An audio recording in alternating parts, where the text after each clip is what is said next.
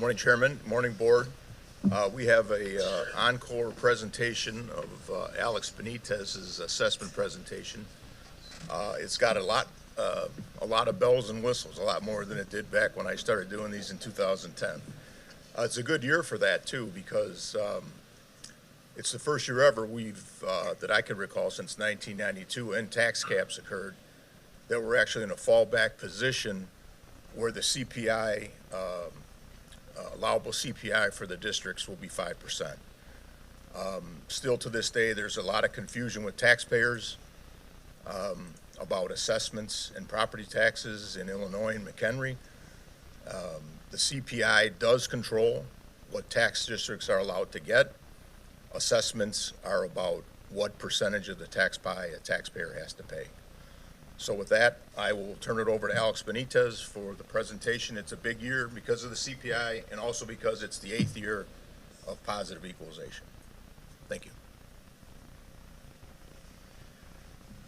Okay, well, I don't have to say too much because Bob really just summed a lot of that stuff up into a nice little, and you can really say everything I'm going to say in the next, I don't know how long, you can sum it up with what Bob said.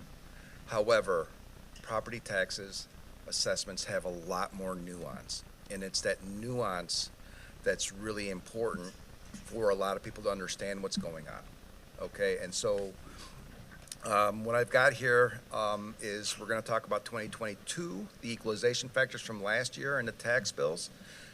I'm trying to mitigate some of the fear of the larger factors, and that should become clear why I want to do this in the second portion of mine. Ideally, again, I don't want people to be afraid of the factors, all right? Don't worry about those. I will tell you how to address your assessment notices and look at all that stuff once you get them so that you know what's happening. Can you not hear me? Could you tell me what CPI stands for? CPI, a Consumer Price Index. Okay. So welcome to the new board members. I'm going to go ahead and just give you a little piece of advice moving forward. I'm going to contradict some of the things that you say. What I'm trying to do is get everyone on the same page so that everyone really understands where we're at, all right? And then from there, I'll start building. If you have a question or if something doesn't make sense to hold on to, let it go, because I will more than likely address it in a subsequent slide, okay? So my hope is that I make a bigger deal about what's happening in assessments and property taxes, and nothing would make me happier than to be Chicken Little and say, hey, we've got nothing to worry about. But I'm going to say, hey, there are some things of concern coming up that I want you to be aware of, but I don't want you to panic. This is how you're going to deal with them, all right? And I'm hoping to mitigate some of that, all right? So, all right. Can everyone hear me? All right, so here we go. All right, so I'm going to talk obviously about 2022 first. We're going to talk about assessments. I'm going to break down what assessments actually are. All right, I'll go over the property tax equation that I use to explain assessments. We're going to go over a lot of math. Those of you that don't like math, I'm sorry. There is a lot of math that goes into this process, all right? I've tried to break it down and build example by example so that everyone understands the patterns and what's actually happening, okay? And then I'm actually going to prove to you what I'm saying, all right? I don't want you to just take my word for it. I'm going to prove what I'm saying, all right? I'll take a short break, and then we're going to talk about 2023, all right? I'm going to catch my breath, and then we're going to talk about 2023 and the equalization factors for next year, because, again, that's important, all right? We'll talk about how everyone's going to deal with those assessment notices and the board review, and then the final thing is I'm going to talk about exemptions, because there's been some changes in that in the last year, all right? All right. So anytime I talk about assessments, I always break it down to something everyone can relate to. Everyone can, if you can go out to dinner with 5 friends, you can understand property taxes, all right? Because everything it's done is very similar. What you do instinctively is exactly what's happening with your property tax bill, all right? There are 5 of us at dinner. We all order the same special and a drink. The total, including the tip, is $100. How much do we each pay? Some people are thinking it, $20, right? $20. Everyone knows it. It's right there. Bam. Well, how'd you do that so fast? Well, divided by 5, right? That's a good answer. It's the right answer, but I'm going to say there's a more descriptive answer. There is a better answer, something that actually shows something that you skipped. How about 100 times 1/5? The step that you skipped is the assessment. You all instinctively assessed every meal at a value of 1. And since there's 5, they're each worth 1/5 of the total of $100, right? Equaling $20, right? So a lot of you are thinking, okay, well, that's great for a restaurant bill when I go out with my friends. Well, how does that have to do with government and taxes? Well, here we go. That $100 bill, that's the levy amount. That 1 is an assessment, like I said. That 5 is the total of those assessments. And that $20 is the tax bill. It correlates. Now, some of you don't like seeing it this way. You've never seen it this way. It's some newfangled math. No, it's not. I'm going to fix that for you. I'm going to move that down there. And what is the levy divided by the total assessment? Tax rate. Okay? So these are the 3 components that go into the 3 main base components that go into your property taxes. All right? Levy times the assessment divided by the total assessment equal the tax bill. We work in this box. We live in this box. We lose sleep over things in this box, okay? It takes us over a year to get through everything in this box, all right? If there's a problem with something in this box, we can fix it, or there's a mechanism for you to request us to fix it, okay?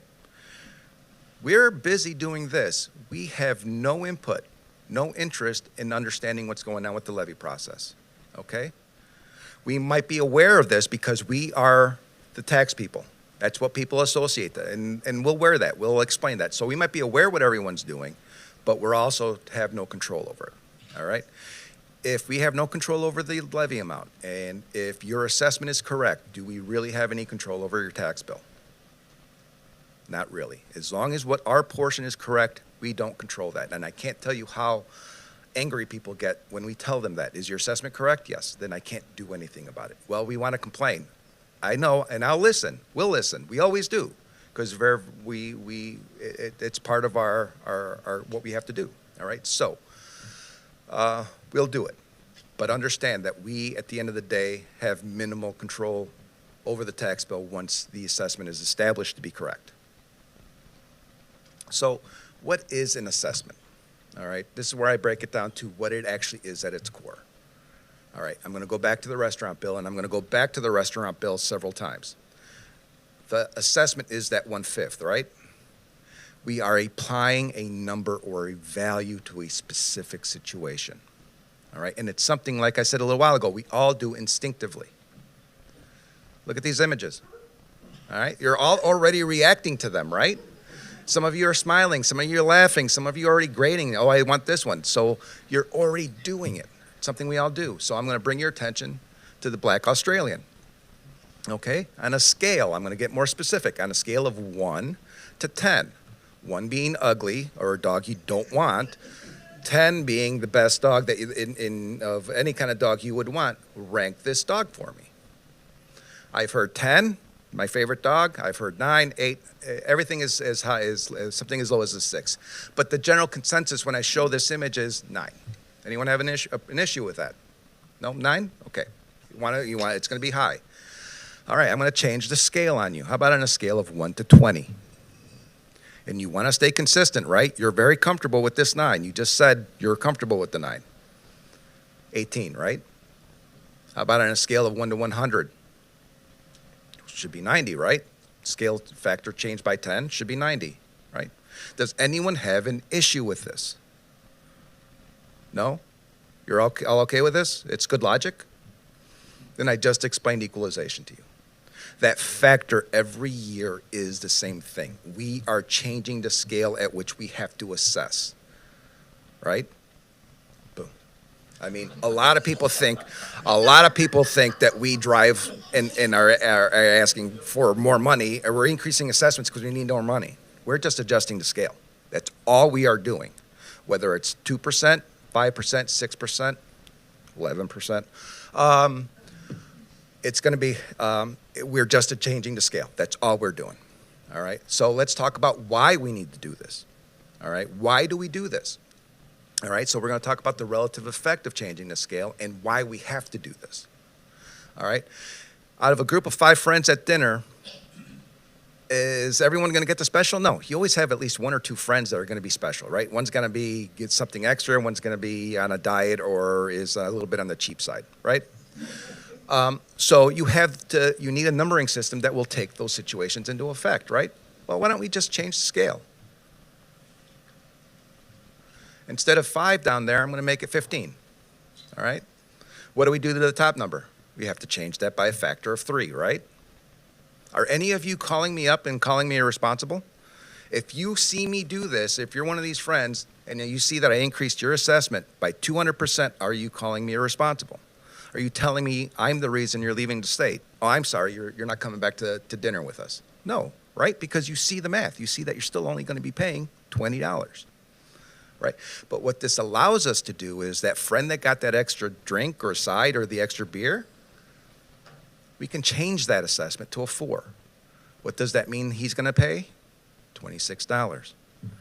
That friend that gets the salad and a water, we can be fair and change his assessment to a 2. How much is he paying? $13.33, right? The system that we all work on with property tax is designed to be fair without being exact. Very similar to how all you distribute bills when you go out to restaurants, right? It's the same type of idea. Same thing's happening, all right? And there are some safeguards that I'm going to address a little later that kind of show you how the system intentionally is designed to be conservative, okay? End of the day, fair because we can't be exact. Okay, this is where I'm going to get into the math, all right? Stick with me. I'm going to build with the examples, all right? Because we're going to be talking about 2022 tax bills, all right? Those are the ones that are coming out now or very shortly, all right? I'm going to talk about how the effect of the CPI that somebody already asked a question on, all right? So I'm building. Here we go. So using this equation now that you should all say, yeah, that's actually a really good way of doing it because you can see what's happening. Let's say year over year, from 2021 to 2022, the levy stays the same, all right? And last year, our average factor was about 8, right? So the assessment went up 8, the total assessment went up 8, all right? What's the tax bill more than likely going to be due? It's more than likely to stay the same, just like that restaurant example for the people with the specials, right? All right, but here's the first nuance. Some properties cannot absorb an 8% increase. They go higher than they're supposed to be. And they file appeals at our board of review and they get reductions. Since the bottom part is just a summation of the top, what happens to that lower number? It goes down, right? What happens to the tax bill when that happens? That goes up, okay? So that's the pattern. That's the math that's involved, okay? We're going to talk about 2 neighbors. Now I'm going to start getting more realistic as well, all right? Let's say a levy increases 2%. Last year, assessments increased 8%. We just talked about how this is a little lower. It's at 7.99%. So what's going to happen to the tax bill? Going to go up to 2.01%, right? You see what's responsible for what in that increase. Okay, neighbor 2, let's talk about neighbor 2. Levy's the same amount, they're in the same districts, 2%. His assessment goes up 8%. However, he knows that that's too high. He files an appeal. He still gets an increase over the last year, but he does get a reduction. So his increase over the prior year is going to be 3%, all right? With this number down here at 7, what's going to happen to his tax bill? It's going to go down 2.7%. So that reduction offsets the levy increase, and he's going to gain a reduction. Do you see how this balance between assessments works? Okay? Trick question. And I'm telling you in advance, this is a trick question. All right? Let's say that you as a county board have the ability to say, Mr. Ross, you're not equalizing anyone this year, 0%, right? 0 there, 0 there. right? We need to give our people a break. Okay, we do it. How many of you are celebrating? Yay, you're blowing off fireworks, right? Everyone feels we did something good there, right? But the levies can increase 5%, as Bob indicated. What's going to happen to the tax bill? Still going to go up 5%, right? That's the impact of both those components, both those sides of that equation. All right, again, going to get more realistic now. Levy amounts could potentially have increased 5% for the tax bills that are going out, right? Last year, 8.6% was our actual average, all right? 8.6% up top. Now here's the last level. Oh, I'm sorry. So if this were to hold up, you can expect a bill going out with a 5% increase, right? But here's another level of nuance. Let's assume we're in Woodstock. This district's in Woodstock. Woodstock is made up of several townships, several other municipalities, all right? Woodstock has Seneca Township, which is the 8.6%. It has Greenwood Township, which is 7.4%. Door Township, 7.03%, and Heartland Township, 11.44%. All those get added up. They get increased by those percentage and then added up. Inevitably, the math mean is going to come in somewhere in the middle there, right? It normally tends towards those higher values of the bigger townships of Door and Greenwood. All right, so it's going to be somewhere in the middle there. What's likely to be experienced in terms of a tax bill in this township? Probably 6.07%. So you see what's responsible, 5%, and then 1.07% from the assessment change. That burden, that shift of burden that happens down here. Now, for those of you that are thinking that's not fair, this changes year over year. Several years, Heartland, the one that's the highest this year, was actually lower. So this balances out over time, okay? So that even though there is a burden shift this year in this fashion for those that are higher, last year it was higher the opposite way. It balances, okay? That's the important difference when it comes to assessments, okay? Anyone doubt what I'm saying? Okay? Does it make sense? It makes sense, but now I'm going to prove it to you, all right? County clerk has some great information on the website, all right? Tax extension. This is where you're going to find the report I'm going to show you, all right? Right here, there's a tax computation all report. This report is right here, and I put the those three components of the rate, levy, and total assessment right there for you. I've highlighted. In 2021, the net taxable amount was $9.5 billion, right? The levy amounts for the county, and now I am talking about McHenry County, what our jurisdiction, was $70 million, yielding a tax rate of 0.7364 rate, right? Let's take a look at 2022. You see how we equalized at a level about 8%. So the assessments increased to 10.2 billion.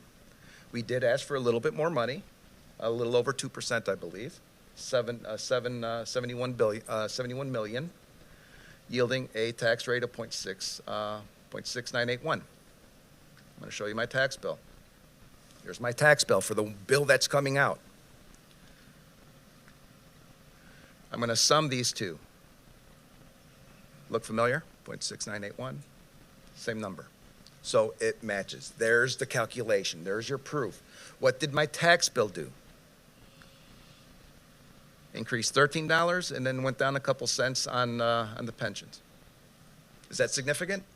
I experienced a whole 7% assessment increase last year. Did everything stay pretty consistent? It stayed the same. So it's showing you that when we increase just by the equalization factor, you will more than likely see some consistency within your tax bill. Unfortunately, that consistency doesn't go to every levying district, all right? You're going to see that while it was only $13 here, some others in your tax bill are different. What's the reason for that? I'll let you answer that yourself. Okay. So this ends my discussion on the 2022 tax bill. So take a look at that. See what's happening. The large increases from last year, your inactivity didn't really cause much shift, okay? Be aware of that. Don't be afraid of the equalization factor until I tell you to, okay? All right, and that might be coming up in the next section.